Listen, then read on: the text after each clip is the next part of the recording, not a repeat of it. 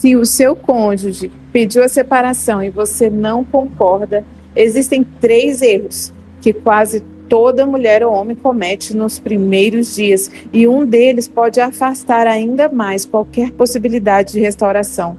Antes de tomar qualquer decisão, ouça essa mensagem.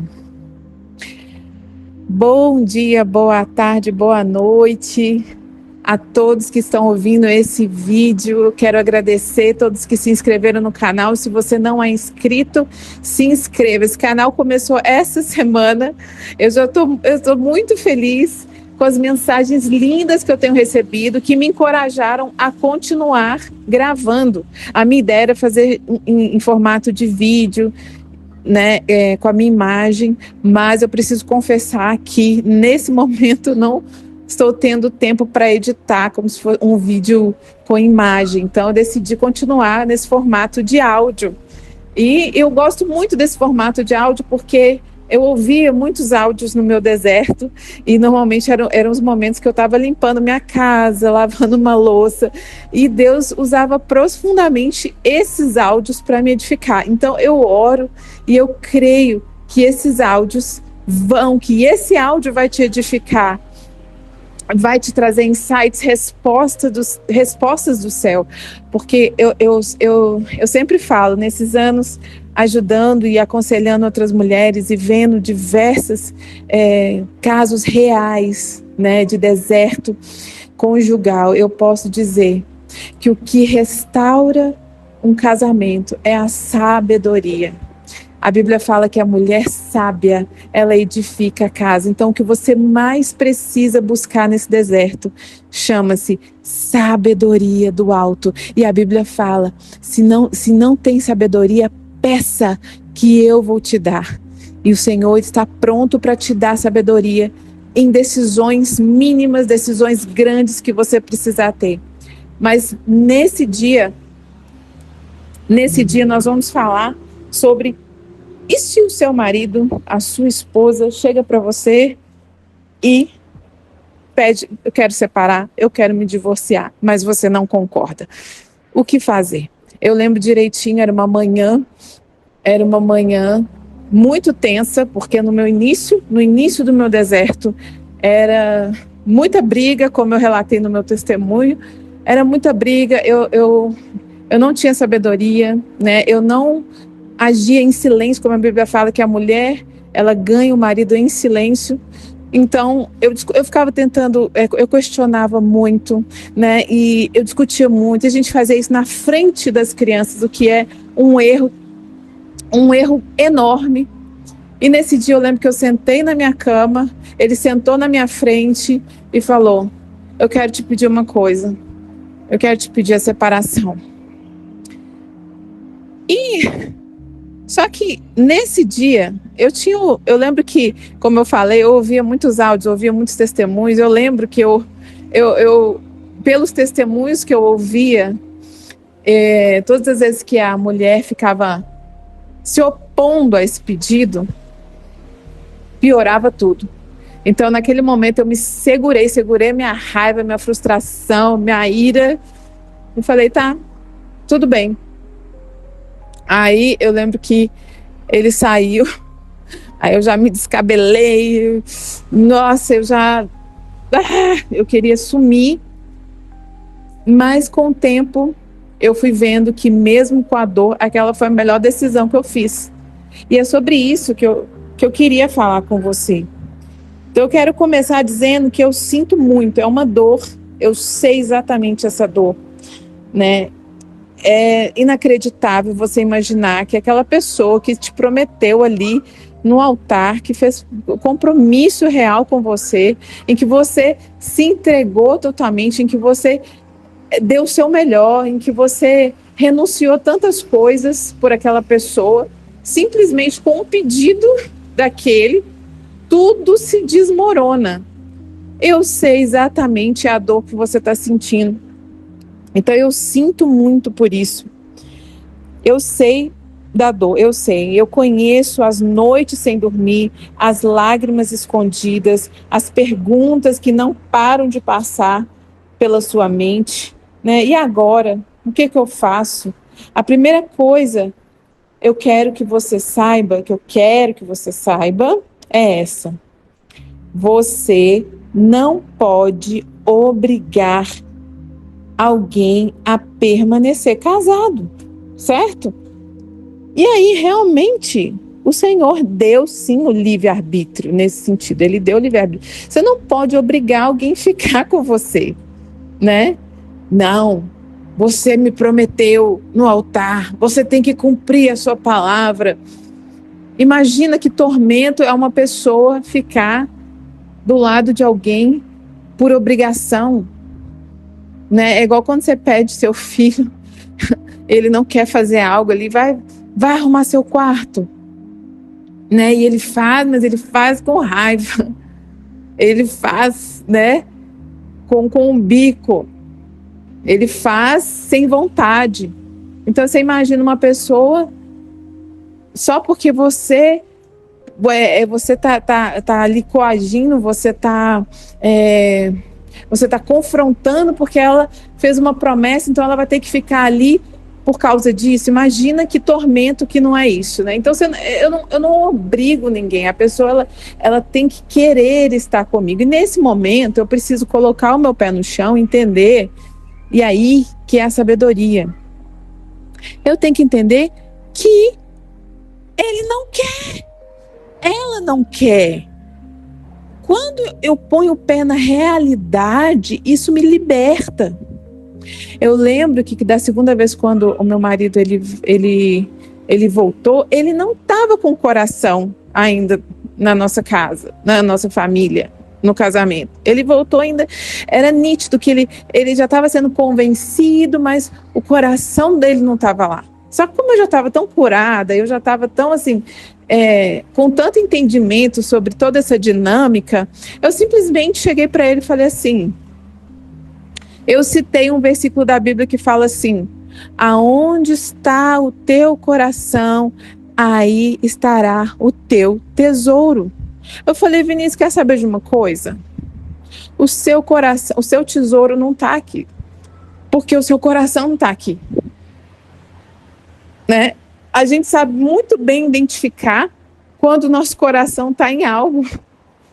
Pensa uma pessoa, olha aí a Copa do Mundo, olha aí o esforço, né, das torcidas, né, o empenho das pessoas, né, a animação das pessoas, porque o coração delas está naquilo ali. É claro, você vê aonde que está o coração das pessoas, vai manifestar aonde está a alegria dela, onde está a força dela, aonde está a prioridade dela. Então não adianta você falar com a sua boca uma coisa e o seu coração não está ali. Por isso que esse versículo diz sobre isso. Aonde está o teu coração é onde você vai colocar o seu tesouro. Então eu falei assim, olha, seu tesouro não está aqui não. Eu não quero uma pessoa que o tesouro não sou eu, não é a família. Não quero, melhor você ir.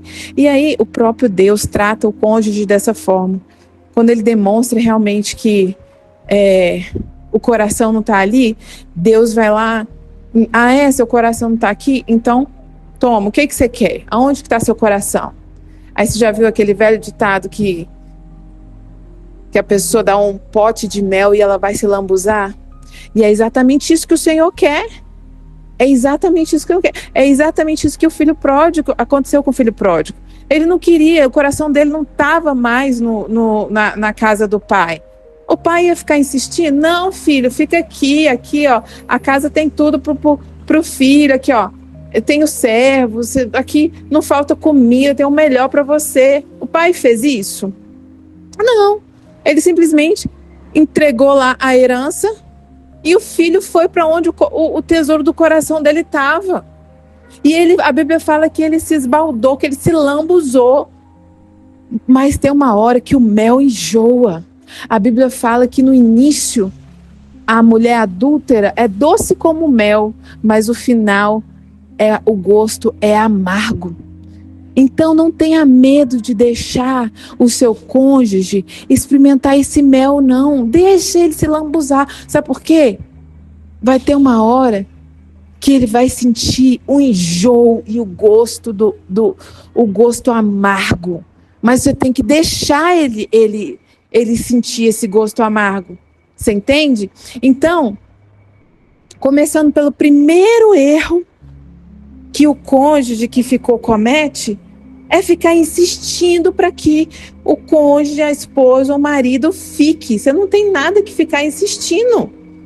Se você insistir, o outro cônjuge vai tomar mais repulsa ainda de você. Quanto mais você querer entender, igual eu fazia, né? Quanto mais você querer entender, você ficar querendo racionalizar, você ficar querendo conversar, não. Faz igual o pai do filho pródigo. Você quer a herança? Toma. Ah, você quer o divórcio? Ah, você quer que assina? Onde que assina? Eu lembro que eu tinha escutado tantos testemunhos que no dia que meu marido pegou as coisas dele, eu ajudei as coisas dele, do guarda-roupa e tudo, eu ajudei ele a fazer a mala.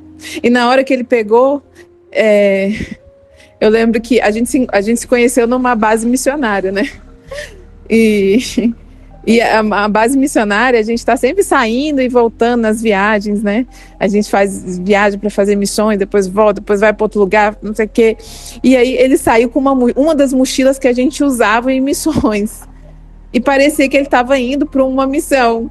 E na mesma hora o Espírito Santo falou assim: é isso mesmo, Fernanda, ele está indo para uma escola missionária. Ele está indo para a escola do filho pródigo.